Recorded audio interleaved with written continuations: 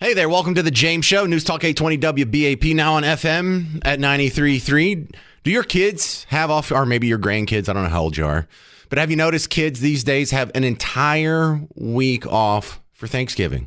Now, when we were kids, we only got Thursday and Friday off. Maybe we got off a half day on Wednesday. I don't remember doing all the half days, though. My kids have a bunch of half days. Let me tell you how bad it is.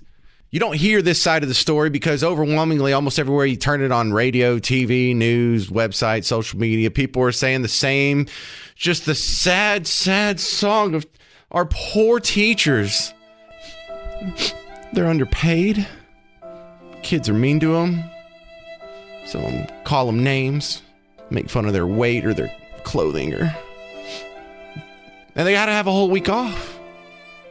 I mean, we just had a break for Columbus Day and Arbor Day and fall break and Labor Day and Flag Day and President's Day and Secretary's Day. And do you know how bad it is?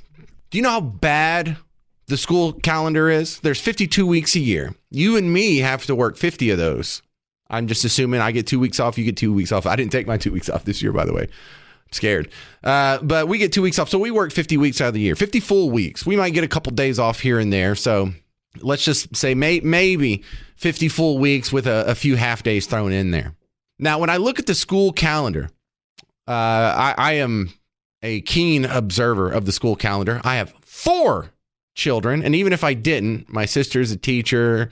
2 of my aunts are teachers. My grandmother was a teacher. I can't get away from it. So I got my sister's schedule. She's a teacher at my kid's school. We're in Bug Tussle. We have one school, okay? We're lucky it has 2 rooms. They are only in school, like the school calendar school year only takes up 41 of those weeks because the other 11 weeks are summer vacation. Really, it's 12 weeks, but the teachers have to come in like a week early for whatever. So out of the professional working calendar of 41 weeks, do you know how many full school weeks the students actually serve? But by full weeks, I mean where there's not a day off. There's not a holiday. There's not an early release day. They actually go for the full school day from 8 in the morning until 3 or 3:30-ish, whenever it is, Monday through Friday. It's 21. 21 weeks out of the year, our kids put in a full work week. Now, let me go down a few of my arguments here. If you want to go ahead and jump in, 800-288-9227, 800-288-9227. How is this happen? Marion Rowlett, I haven't even given you my exposition on why I think they shouldn't have the whole week off. You're already arguing with me?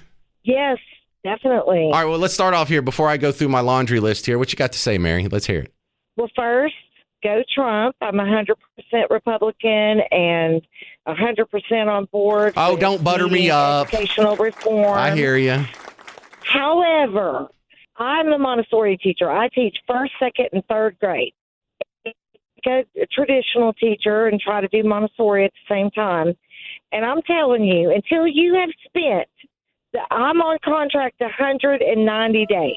I don't know, there's not that many days that are not with kids. And I'm going to tell you right now, until you spent 190 days with 22 kids that don't belong to you and come to you in every way, shape, and form, and you have 500 teaks to teach, you do not know what you're talking about. I'm sorry, you're speaking out of a place of ignorance. Why do people say that? Why do you say I don't know what you're going through? Why would you even begin to say that? Like, I've never considered I have this. You don't.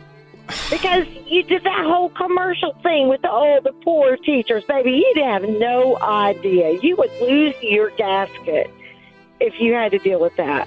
So the fact that I grew up with my grandmother being a teacher where I went to school in the middle of nowhere. She was a 7th grade teacher. Every day after school, I went to my grandmother's room and sat there and listened to her talk to students who had to stay after, talk to other teachers, talk to the janitor, talk to the principals that stopped by. So every day, like I spent extra time at school. I knew everyone at the school. I knew the principals.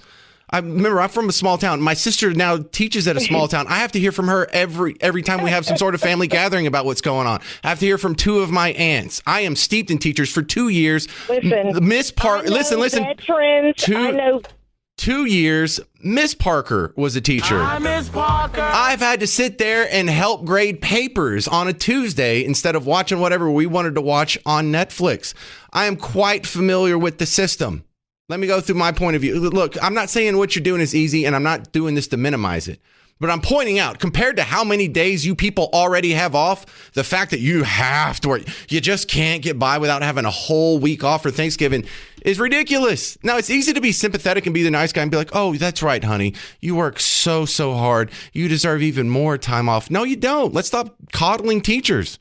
Number one, education's in the toilet. That's not what's good for our kids, is to take 3 more days off. So all the stuff that they stopped learning on last Friday, they have more days to forget before they go back to school. This is interrupting whatever progress and whatever projects you got going on. It's not now 2 days off. This is now turned into 10 days off because you got to leave. You can only do a half day on Friday if we have the whole next week off. So you can really flush Friday down the toilet. How many days do you flush down? How many days do you need? Because this is not a good look when teachers are constantly asking for a raise. Oh, our teachers are underpaid. I definitely think our teachers need to get paid more. Boy, The View did that for like 10 minutes today. Well, I think teachers should get $1 million a day. It was ridiculous. But look, we learned a lot during COVID. COVID taught us that teachers, not all of you are bad, but definitely your administrators and your unions and a big chunk of you prefer to work as little as possible. And that doesn't make you a bad person. We all do. You see, like even in my industry, when someone gets big enough, sometimes they won't do a Friday show. Like Howard Stern stopped doing a Friday show. Now I don't think he does even a Thursday, Friday show. I think he just does Monday through Wednesday. Rachel Maddow only works 1 day a week. Look, when you get in a privileged position to where you're not actually held accountable with market forces and you're in a public socialized setting, then yeah, your onus is to work as little as possible. And you don't care about the outcome of the students. You're already set. You're a calcified government-made monopoly. On top of that, the 4-day school week is already proving to be a failure where it's been tried. It's also really difficult on parents to having to constantly make arrangements for daycare. You realize more weeks than not out of the calendar year, parents have to make special arrangements because the school calendar is not doing a full week. And this negatively affects single moms and dads the hardest. You know, it was a matter of luck when my kids were young in early elementary school and I was working from home. So if they randomly had days off, they would just sit in the next room while daddy was in the studio. But out of 52 weeks per year, we only have 21 full school weeks. What are we teaching our kids when we put it that low on the priority scale? You're teaching kids that education is not important. The way you let off school for light and transient causes. Oh, it's going to rain tomorrow. Oh, the weather's bad. Oh, there's a 1/4 inch of snow. Oh, the electricity's out in part of town. Oh, let's take a full week off for Thanksgiving. Here's what I propose to make school better. Do your job. Go to school and don't get off early every day. You already get off early every day. School should be from 8 a.m. to 5 p.m. The fact that you get off every day at 3 p.m. is a gift that you need to be giving up. It probably needs to go something closer to year round. Maybe just take July off, but not 12 weeks off in the summer. Oh, but we have to go into work on those days off. No, you don't. That's not work. You want to fix education? Go to school and do your job. 800-288-9227. 800-288-9227. I'm James Parker. It's The James Show. News Talk 820 WBAP, now on FM at 93.3. Hey there. Welcome to The James Show. News Talk 820 WBAP, now on FM at 93.3. Your kids are off all week for Thanksgiving, but should they be? Were you? Well, when we went to school for 3 out of the 5 days of the week of Thanksgiving, were scores better or worse than they are now? Was performance better or worse than it is now? Are we getting better results with this more loose schedule? And did you know out of 52 weeks in the calendar year, your kids are only required to go to 21 full weeks of school? That's it. That's less than half for those of you who spent so much time out of school you can't do the math. 26 weeks would be half a year. They do less than half of the year on a full-time work schedule. Is that preparing them for the future? Is that what the real world is? Do you get to only do 21 full work weeks? That's it? And you only have to put in 40 hours a week 21 times out of the year? No, it's not good. It's not good. It's something that negatively affects single moms and dads the hardest because they have to make all kinds of crazy arrangements for here. You're teaching kids that education is not important. Oh, we can just take weeks off whenever we feel like it. Yes, stuffing your fat face with turkey, far more important than learning. And I think we need to start doing the opposite. Education's in the toilet. It seems like the more days we take off and the more holidays we add to the calendar, the worse it gets. This obviously isn't helping. I think school should go till at least 5 o'clock, 8 to 5 from now on, and year round. Look, you can still have a week off for Christmas, and you can take a couple weeks off, maybe even a whole month in the summer, get in your summer camps and a vacation. But we need to go to something more. We need more school, not less school. I mean, this is the only thing that I can imagine, like any commodity or service where in order to improve it, people were like, well, we need to work less hard at it. You know, to grow more crops, you don't plow less land. To make more chairs, you don't close the wood shop for, what would it be, 31 weeks out of the year? Mary and Rowlett, I thought you were done with me. You're still there? Yeah, I'm kind of done with you, but I'm going to give you a second chance. Okay. All right. I agree with a lot that you say. As a Montessori teacher, I would love to have my children early in the morning, cook meals for families in the evening, and have them there later. But I am not a Montessori teacher only. I teach in public school, and there are 5,000 teaks to teach. And the children are unparented. And you try to teach the week before Thanksgiving a bunch of kids who are fixing to go on vacation and half are going to be absent. Number one, the families need the time together. We need more family. Number two, they're not learning anything because they're ready to go. Number three, teachers work 190 days. That's our contract. And we make very little. And did I mention I don't get my husband's Social Security? So, you know, you need to back off. Teachers aren't the problem. We are working hard, and we are doing the best we can in a broken society that expects us to fix everything, and we can't. Yeah, I'm not. There needs to be an overhaul on education, but in the current situation, asking teachers to work more than 190 days, you don't know what you're talking about, because we are full emotionally, psychologically, in every way, full. It is not our fault. All right. Telling me I don't understand is not like an argument that's making your case. Like, you didn't make your case for no, one. You like, don't you didn't. You've never taught.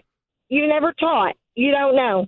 Oh, okay. So whatever I say, you can just dismiss it because I've never been a teacher. You really you don't think that's just like an intellectual shortcut? I agree with much of what you said. I've already said I agree with much of what you said. I'm just saying, until you have been there, until you have been in a classroom with 22 kids for 190 days, you don't know. And trying to teach in today's factory mindset. All right, Mary. You cannot do it. Mary, you're not making your point. You're attacking me. This is an ad hominem attack. You're not actually refuting the data I'm giving you. I'm just telling you you're short. You're not refuting any of the points I'm making. You're just attacking. You're attacking the person making the argument and not the argument itself. When you say, well, you don't understand until you've taught a class for 190 days. Well, you haven't done anything to destroy my arguments. You're just attacking the credibility of the person making the argument. You're not making your point. I think you're losing here, Mary. And look, I don't understand how people think you don't understand. That's not making your point. That doesn't make your point at all. Show me evidence where going to school less makes kids smarter. Show me the evidence where you put school further down on the totem pole of priorities where that helps out kids and their academic achievement. You don't have it. You can't say, well, look, 50 years ago, we were going to school even less and the grades were higher. No, you can't do that. All the evidence, whether it's anecdotal or statistical or gathered over the generations, is all on my side. Look, I know it sounds nice. I know you're not used to hearing this, because what people usually say when they get in front of a microphone or in front of a camera, they usually say what makes them look like a nice person to the outside world, because they want to be agreeable. They want people to like them. They don't want people to think, oh, he's mean. And I'm not saying this to be mean. I'm saying this to be truthful. If you look at how much the teachers get paid per hour that they work on an annual basis, most of them in most jurisdictions make more than police and firefighters. And I know your job is stressful, and I know it's not easy, and I know there's a lot of people out there that can't handle it. But you could say the same thing for firemen and police officers. You could say the same thing for people who are deployed in war zones. They don't get to have an extra week off for Thanksgiving. You could say that for the people who have you ever worked outside? Work outside. I work for a moving company. Go when it's August. Go pick up someone's in an unair-conditioned house. Go pick up all of their furniture, put it in a big old hot truck, move to another house that doesn't have air conditioning, and unload it. And they say, you don't understand how tough it is. I grew up on a farm. Go haul hay. Go throw 60-pound square bales of hay into the back of a hay trailer in August when it's 106. And tell me how many teachers could handle that. Teachers have it easy compared to many other jobs. They are right in the middle. They're right in the middle when it comes to their median income. They're right in the middle when it comes to their standard of living. And they get a lot more days off than most people. Do I have time to take one more, or do I got to go? Thank you, Garrett. Michelle in Frisco, you're on the WBAP. What do you think? Hey, James. First of all, thank you for bringing this up. It's a very important issue. Teachers are crazy today. You are either part of the problem or you are part of the solution. And they have been part of the problem for several years now. Well, some of them, let's delineate. There's plenty of good teachers out there. Absolutely. I agree with you. But even those good teachers, they need to be standing up against these teachers that are showing their butt every day, doing indoctrination, teaching them how to have crooked sex. Worthless pieces. It's just ridiculous where our education's at. Our students are the laughing stock of the world right now. They don't do nothing. My grandson is in 11th grade. He wears his damn pajamas to school and puts his AirPods on. And I'm like, what are you why did they let you wear your pajamas? He says, they did. Everybody does. Drove him to school one day, and everybody's going in with their pajamas on and a pillow under their arm. Well, was it one of the spirit days? Because we didn't have spirit days when I was a kid either, but now my kids have. No, it wasn't a spirit day. It was a normal day. Because they have days like dress as your favorite literary character and stuff. Like it's a damn costume party. It's like, can we do math? Can we do that? Can we like read To Kill a Mockingbird or something? I don't think the teachers know how to do it today. I'm sorry. I am so disgusted with the teacher profession right now. And you are right. It's not every single one of them. But those that are not involved in it need to be standing up and saying, get rid of the ones that are showing their butt. Michelle, we're not making a whole lot of friends right now, so let's go ahead and cut it off before more people hate us. Because I know the cool thing to say is, oh, they should make more money. Their job's terrible. Oh, you're so empathetic and caring. Aren't you a good person? Are they really doing a good job? Are they really doing better than the previous generation? There's not any shortcomings in the public school system. They're freaking out if you put a Bible in front of their face, but not the gay BCs. But we need a whole week off for Thanksgiving. 800-288-9227. 800-288-9227. Good teachers, I love you. Bad teachers, I hope you get fired tomorrow. I'm James Parker. This is The James Show. News Talk 820 WBAP, now on FM at 93.3. Jesus Christ. What's up? It's The James Show. News Talk 820 WBAP, now on FM at 93.3. Welcome to the big show. All right. If you have any more comments on that last topic, send it to james@wbap.com. I just marvel at how my position is teachers should work a full 40-hour work week. And I just go look at the comments on social media or my email or whatever, and it's the battle scene from Braveheart. How dare you say teachers should work a 40-hour work week? You're a monster. That was my position. And listen, look, here it is. This is Roy on Facebook. Can we stop with the swords? Your take on teachers is absurd. You should be ashamed, but that would require character. Oh, you got me so good. Right off the top turnbuckle. Back suplex or whatever it's called. Oh, you got me so good. I don't have character. I guess I'm wrong. How dare I ask teachers to work? Public school employees, taxpayer-funded employees. They're spending my money. I don't get to ask that they work a full 40 hours? I'm a monster for saying that? I don't get it. Don't get it. All right. That's a horrible intro for my next guest, so I'll apologize in advance. Dr. Bill Hennessy is back on The James Show. Welcome back. I wanted to have you on because I saw a survey that I thought would be of interest to the people listening.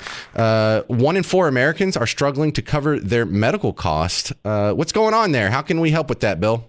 Well, first of all, I put in 80-hour work weeks myself just because what I do is fun. We just save people money on care. And how depressed do you want to be? Do you want to talk about 1 in 4 can't afford their health care? Or do you want to talk about the 100 million people that are in medical debt?